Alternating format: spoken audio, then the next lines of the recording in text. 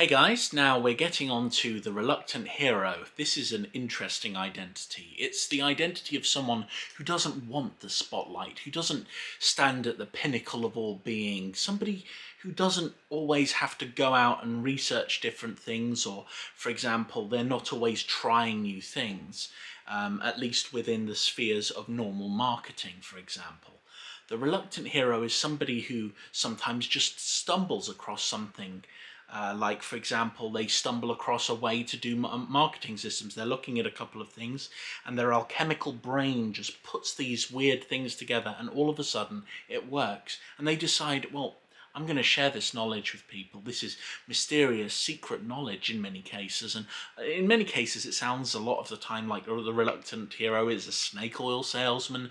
Although I would say that my old boss, Gary Hickman, he encapsulates this really, really well.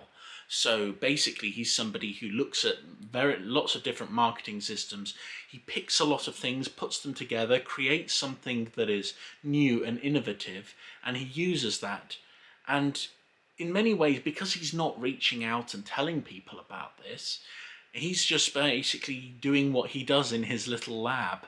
But because I'm somebody who follows him quite religiously because he's an excellent marketer, I basically listen. I listen to his stuff and I see him as the reluctant hero, somebody who doesn't really want to shine really, really brightly. They just want to get the stuff out there to help people, and that can be really, really good because it's a very endearing and underdog style of doing things. So I kind of really like this persona in a way, although I don't recommend it for a business who wants to do well because it only fits a very, very small niche or niche if you're an American.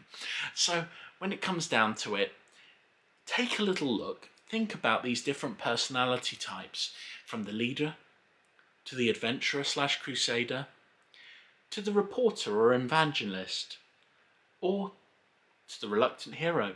Think about all of these different things and see which of these kind of character personality types fits you the best. Because the thing is, when you are someone who's presenting your brand to other people, when you are bringing your brand up, you need to be yourself. Now, I recommend, if you have to choose one, choose the Crusader adventure type, because it is the easiest one where you can make mistakes and then kind of walk back a little bit, because you do this on occasion, but you're always trying to provide new things. You're always on the mission.